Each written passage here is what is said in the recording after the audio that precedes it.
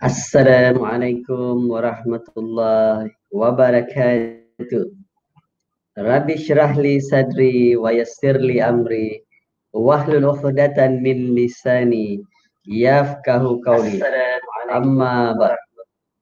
Apa kabar sahabat-sahabat? Apa kabar anda di malam hari Ahad, hari Minggu pada hari ini? InsyaAllah semoga kita semuanya mendapat keberkatan dalam kehidupan kita. Kita semuanya mendapatkan perlindungan dan insya-Allah kita diberikan kebahagiaan dunia dan akhirat. Alhamdulillah. Jadi sahabat-sahabat semuanya, malam ni kita akan berbincang-bincang berkaitan dengan rahsia bisnes Rasulullah yang bertajuk Bisnes dengan Cinta. Ini yang dikongsikan oleh Rasulullah sallallahu alaihi wasallam sendiri sebagai contoh, sebagai idola kepada kita, yang mana Rasulullah pada masa dulu telah dilahirkan pada tahun 570 Masihi. Jadi sekarang kita dah berada di tahun 2020, bermakna Rasulullah telah meninggalkan kita lebih dari 1400 tahun, 1440 tahun yang lalu, sahabat-sahabat semuanya. Jadi kita nak bincang, kita nak discuss berkaitan dengan apa yang telah diberikan, digariskan oleh baginda Rasulullah sallallahu alaihi wasallam dalam berkaitan dengan bisnes, dalam usahawan. Jadi sahabat-sahabat semuanya, kepada yang live bersama dengan saya pada malam ini, iaitu di dalam page Dr. Aslan Bacho, sekiranya anda ada sebarang pertanyaan, boleh komen di ruangan komen dan insya-Allah kita akan cuba untuk berdiskus, cuba untuk berbincang-bincang berkaitan dengan sebarang permasalahan. Alright. Jadi sahabat-sahabat semuanya, saya nak mula discuss sharing kita pada malam ni dengan satu cerita yang berkaitan dengan Rasulullah sallallahu alaihi wasallam. Jadi pada masa hidupnya Rasulullah di Mekah, di mana pada masa tersebut Rasulullah mendapat tentangan yang hebat daripada orang-orang di sekelilingnya, daripada orang-orang di sekeliling sekitar Mekah. Jadi ada seorang pengemis tua yang berbangsa Yahudi, seorang pengemis Yahudi yang dah tua dan seorang yang buta, yang tinggal di sudut sebuah pasar, yang mana pengemis buta ini, pengemis yang tua dan buta ini selalu memberikan cemohan, cercaan dan kata-kata negatif dan dilemparkan kepada baginda Rasulullah sallallahu alaihi wasallam. Pengemis tua tersebut mengatakan ada seorang yang bernama Muhammad, seorang yang gila, seorang yang tukang sihir, seorang yang menyebarkan fitnah, seorang yang membawa ajaran sesat. Dan jangan sekali-sekali anda mendekati orang yang bernama Muhammad ini. Kerana sekiranya anda mendekati, anda akan terpengaruh olehnya. Jadi itulah kata-kata cercaan, makian, fitnah yang dilemparkan oleh pengemis tua tadi. Pengemis tua yang buta tadi. Jadi bagaimana Rasulullah respon terhadap cercaan, makian, fitnah yang diberikan oleh orang sekelilingnya, oleh seorang tua yang buta tersebut. Jadi apa yang Rasulullah buat kepada pengemis tua tadi, pengemis tua yang buta tadi? Rasulullah pergi mendekati orang tersebut, pengemis tua tersebut, dan setiap pagi Rasulullah akan pergi berjumpa dengan pengemis tua tersebut membawa makanan. Dan setiap hari dia akan menyuapkan makanan kepada pengemis tua tersebut. Dan disebabkan pengemis tua tadi buta, dia tak nampak orang yang berada di depannya, dan setiap kali Rasulullah berjumpa dengan pengemis tua tu akan bercakap, akan melemparkan cercaan, fitnah dan bermacam-macam perkataan lagi kepada orang yang bernama Muhammad. Tetapi bagaimana Rasulullah respon kepada perkara tersebut? Jadi sahabat-sahabat semuanya, kita bayangkan sekiranya sekarang ini ada seorang yang tua yang asyik mencerca kita, memaki kita, asyik menabur fitnah kepada kita, apakah yang akan kita respon kepada orang tersebut? Mungkin masa sekarang ni sekali, dua kali, tiga kali kita masih lagi boleh bersabar. Tetapi sekiranya setiap hari, setiap minggu, setiap bulan, kita tak tahu apa yang akan berlaku kepada orang tersebut. Tetapi bagaimana Rasulullah menunjukkan sifat kasih sayangnya kepada orang yang mencerca, yang memaki, yang menabur fitnah tersebut. Bagaimana Rasulullah membalas perkataan yang menyakiti, dibalas dengan perbuatan yang begitu menakjubkan. Jadi sahabat-sahabat semuanya, Rasulullah melakukan perkara ini setiap hari sehinggalah Rasulullah wafat. Dan apabila Rasulullah wafat, Abu Bakar radhiyallahu anhu datang ke rumah Aisyah, iaitu anak kepada Abu Bakar, iaitu isteri Rasulullah. Dan Abu Bakar bertanya kepada Aisyah, "Hai Aisyah, sunnah apakah lagi yang Rasulullah yang belum aku lakukan? Apakah lagi perbuatan-perbuatan Rasulullah yang belum aku buat?" Jadi Aisyah memberitahu kepada ayahnya Abu Bakar radhiyallahu anhu, "Ayahandaku, ayah adalah seorang yang sangat-sangat melakukan segala sesuatu yang ditunjukkan oleh Rasulullah.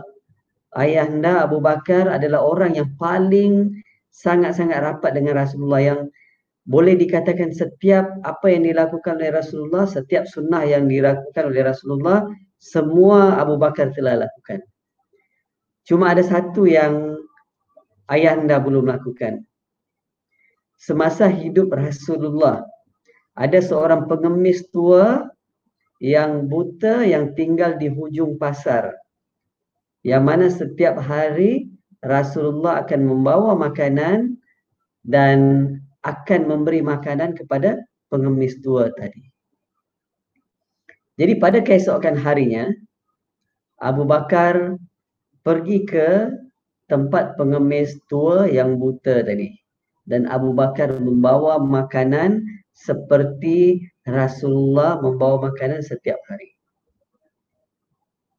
Jadi apabila Abu Bakar radhiyallahu anhu berjumpa kepada pengemis tua tadi yang buta tadi, dan dia memberikan makanan kepada pengemis tua tadi, dan juga dia menyuapkan makanan ke mulut pengemis tua tadi, dan tiba-tiba pengemis tua tadi marah kepada Abu Bakar. Dan dia berkata, orang yang selalu menyuapkan saya adalah bukan anda. Sebab orang yang menyuapkan saya selalunya, apabila ia memberikan makanan kepada saya mudah untuk mengunyahnya. Saya mudah untuk menelan makanan tersebut. Sebab makanan tersebut telah dihancurkan, telah dilembutkan. Dan anda bukan orang tersebut. Manakah orang tersebut? Kemudian Abu Bakar memberitahu kepada pengemis tua yang buta tadi, hai saudara, sebenarnya orang yang setiap hari membawakan makanan kepada anda, yang menyuapkan makanan kepada anda, dialah orang yang anda selalu cerca, fitnah, keluarkan kata-kata kesat, dan sekarang beliau telah meninggal dunia. Dialah sahabat saya dan saya menggantikan dia pada hari ini, dan saya tidak mampu melakukan apa yang dilakukan oleh baginda Rasulullah sallallahu alaihi wasallam. Jadi apabila mendengar kata-kata daripada Abu Bakar tersebut, pengemis tua tersebut terdiam, dan pengemis tua tersebut tersedu. Orang yang selalu dicerca, dimaki, difitnah, rupanya adalah orang yang memberikan makanan dan menyuapkan makanan kepada dia setiap hari. Subhanallah. Begitulah kehebatan kasih sayang yang ditunjukkan oleh baginda Rasulullah sallallahu alaihi wasallam. Begitulah cintanya kepada orang-orang di sekelilingnya, walaupun orang tersebut memberikan kata maki, cacian, cerca, fitnah kepada Rasulullah sallallahu alaihi wasallam. Jadi sahabat-sahabat semuanya, kita lihat diri kita sahabat-sahabat, jauh sangat, jauh panggang dari api, kata pepatah Melayu, ya. Jadi kita lihat bagaimana Rasulullah menunjukkan kasih sayangnya kepada orang yang membencinya. Bagaimana Rasulullah menunjukkan care, prihatin, empati, simpati kepada orang yang mencerca baginda Rasulullah sallallahu alaihi wasallam. Masya Allah, subhanallah. Jadi sahabat-sahabat semuanya, dengan cerita yang pendek ini dapat memberikan gambaran kepada kita bagaimana communication, respon Rasulullah terhadap orang-orang yang membenci terhadapnya. Jadi kalau dunia sekarang ni, siapakah orang-orang yang tidak suka kepada kita walaupun kita buat benda yang baik? Berapa orang yang mencaci, yang mencerca, yang menfitnah, dan bagaimana kita nak respon kepada situasi tersebut. Subhanallah, ya. Jadi sesuai dengan tajuk kita malam ni, Rasulullah bisnes dengan cinta. Itu adalah salah satu contoh kasih sayang cinta Rasulullah terhadap orang yang mencerca dan membenci baginda Rasulullah sallallahu alaihi wasallam. Nah, jadi sahabat-sahabat semuanya, insya-Allah kita nak ambil ibrah daripada situ, bagaimana kita nak respon kepada persekitaran orang-orang yang membenci kita, yang tidak menyukai kita, yang menabur fitnah, mencerca kita, bagaimana kita nak respon kepada orang tersebut, ya. Alright, so malam ni juga saya suka berkongsi prinsip-prinsip bisnes yang di garis panduan yang telah ditunjukkan oleh baginda Rasulullah sallallahu alaihi wasallam dalam bisnes. Jadi sahabat-sahabat semuanya, adakah anda teruja nak tahu 8 prinsip, 8 garis panduan yang telah ditunjukkan oleh Rasulullah kepada kita? Adakah anda ingin tahu? Ya, sahabat-sahabat semuanya. Alright. Sekiranya anda bersama dengan saya, anda boleh komen. Saya nak. Alright. Okay. Thank you very much. Jadi kita akan kongsikan 8 prinsip bisnes yang ditunjukkan oleh baginda Rasulullah sallallahu alaihi wasallam. Jadi sahabat-sahabat semuanya, sekiranya anda bersama dengan saya, kita sama-sama belajar, kita sama-sama take note perkara-perkara ini, ya. Alright. So, prinsip yang pertama yang telah ditunjukkan oleh baginda Rasulullah sallallahu alaihi wasallam adalah yang pertama, jujur dalam berbisnes. Jangan sekali-sekali berbohong di dalam bisnes. Jangan sekali-sekali menipu di dalam bisnes. Sekiranya kita ingin bisnes kita jangka masa panjang, sebab sekiranya kita ada penipuan dalam bisnes kita, orang hanya berurusan kita hanya sekali itu saja. Selepas itu dia tidak akan berurusan dengan kita. Ya. Jadi di sini kalau kita lihat prinsip penipuan yang telah digarispandukan oleh Rasulullah, sekiranya kita tidak jujur, sekiranya kita tidak menipu, maknanya sebenarnya kita tidak beriman pada Allah Subhanahu Wa Taala. So prinsip jujur itu, ya. Yang mana kalau kita sebagai seorang Muslim, kita percaya ada malaikat yang sedang mencatat apa saja yang kita lakukan.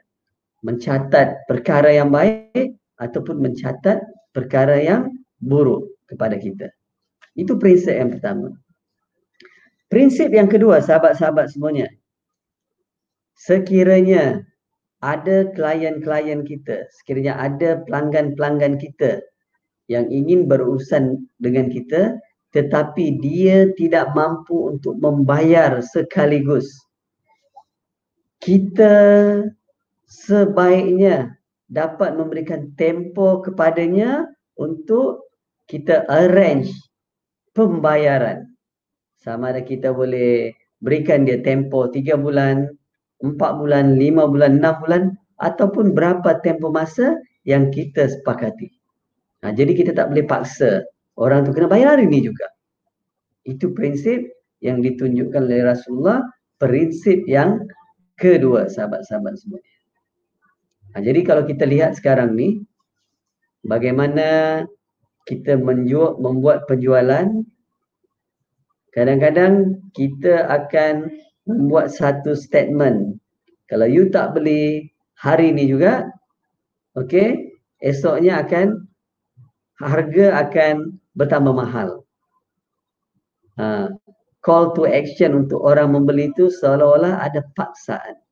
Tetapi bagaimana Rasulullah menunjukkan sekiranya tidak mampu untuk membeli ataupun membayar secara keseluruhan, kita sebaiknya memberikan kelonggaran dalam pembayaran. So kepada yang bersama dengan kita, boleh tulis di bawah tu, boleh komen di bawah tu. Yang kedua adalah kita boleh melonggarkan sistem pembayaran kita, ya, sahabat-sahabat semuanya.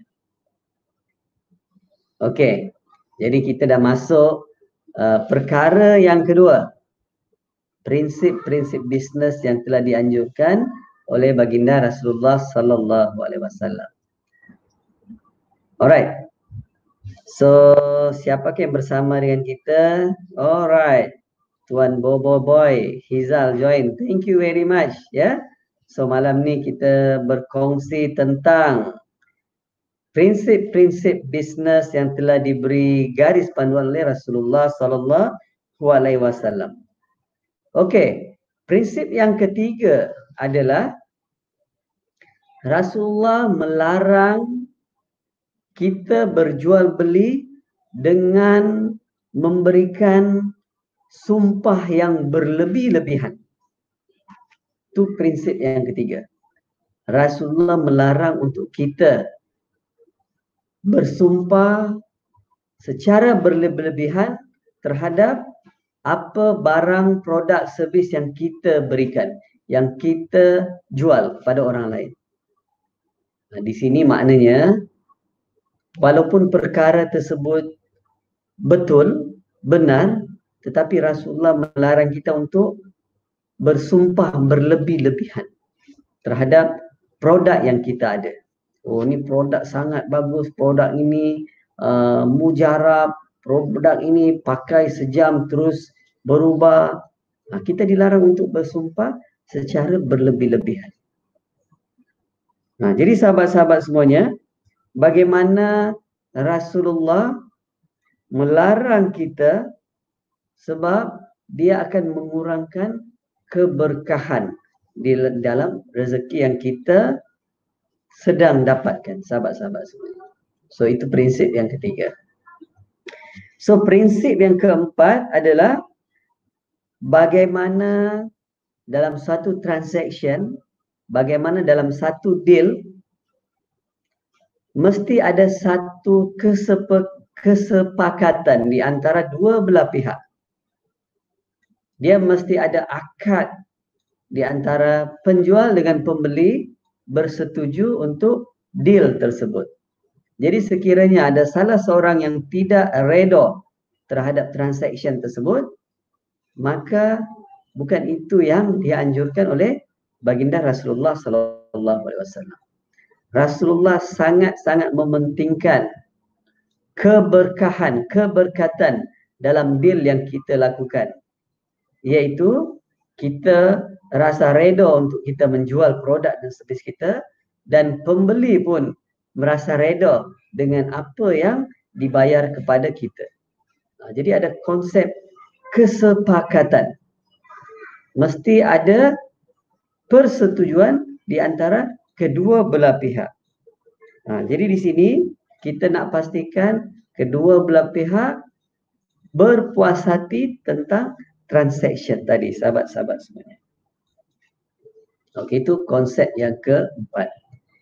Prinsip yang kelima yang Rasulullah telah tunjukkan adalah tidak ada pertimbangan dari segi ukuran ataupun timbangan yang dilakukan.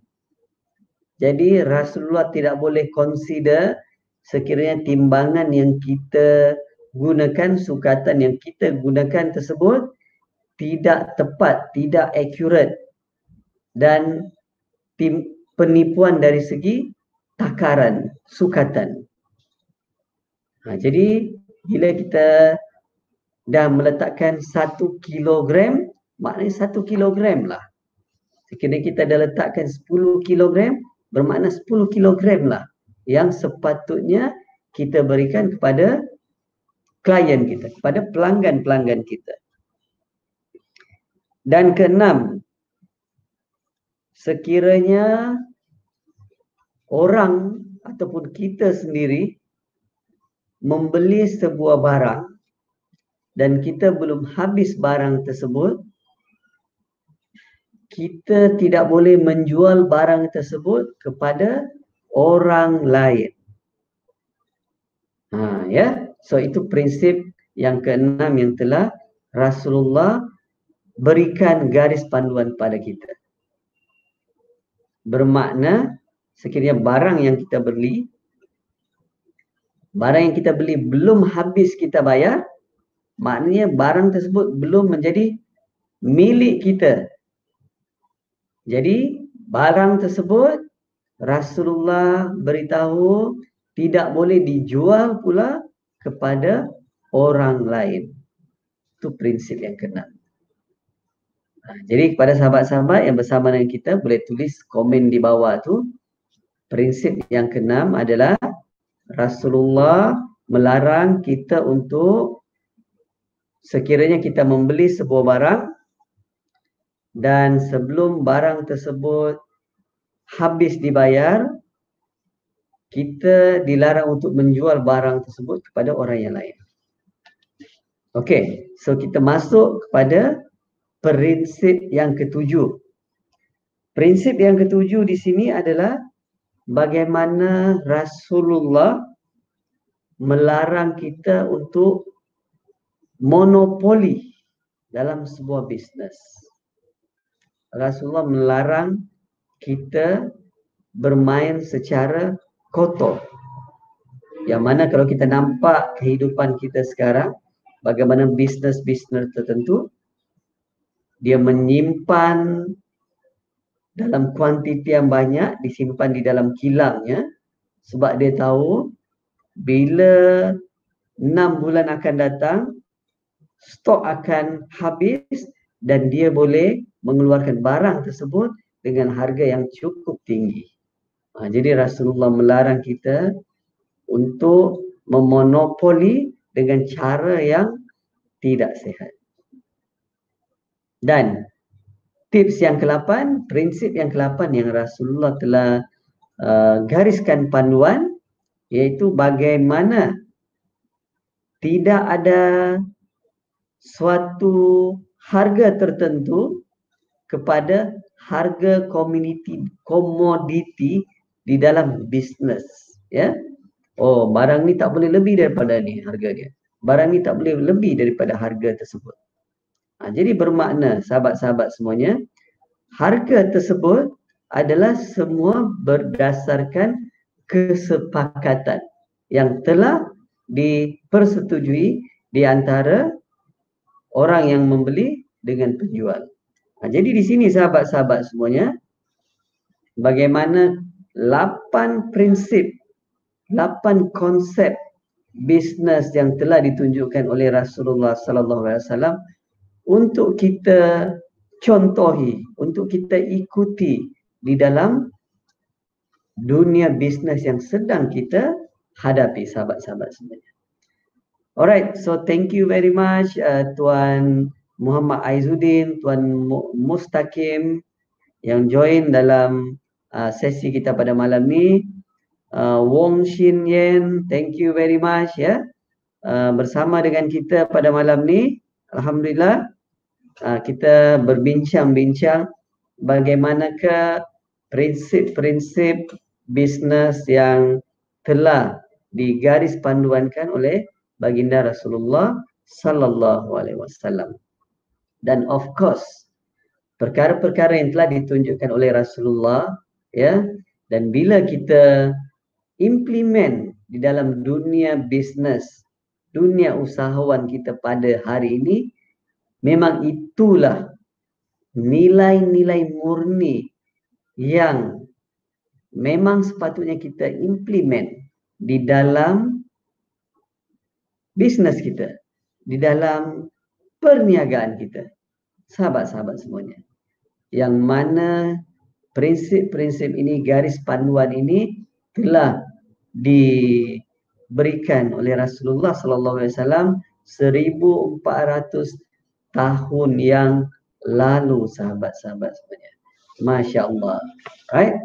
Jadi bagaimana kita nak menjadi usahawan yang berjaya, yang bahagia, yang diberkati dunia dan akhirat, insya-Allah.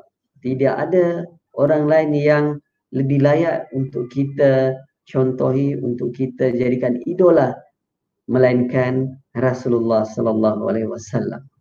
Ya, yang mana kita tahu pada masa tersebut Rasulullah menjalankan perniagaannya dari umur 12 tahun meningkat remaja dan menjadi seorang businessman yang sangat berjaya pada umur 20 tahun ke 25 tahun. Dan pada masa tersebut, seorang saudagar ataupun ahli perniagaan terkenal di kota Mekah, iaitu Sayyidatina Khadijah, yang funding kepada Rasulullah dan menjadi rakan niaga. Dan pada masa tersebut, Rasulullah dan Siti Khadijah merupakan ahli perniagaan yang sangat terkenal, boleh dikatakan number one di Jazirah Arab pada masa tersebut. Jadi bukan calang-calang bagaimana Rasulullah mengembangkan perniagaannya pada masa tersebut. Ya, alright. So, terima kasih sekali lagi kepada sahabat-sahabat yang bersama dengan saya dalam sesi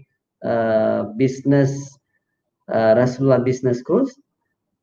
Malam ni kita berbincang tentang bisnes dengan cinta. Bagaimana kasih sayang yang ditunjukkan oleh baginda Rasulullah sallallahu alaihi wasallam kepada haters, kepada orang yang membenci Rasulullah, dan bagaimana prinsip-prinsip bisnes, bagaimana kita menunjukkan caring kita, kasih sayang kita kepada pelanggan-pelanggan kita, kepada klien-klien kita.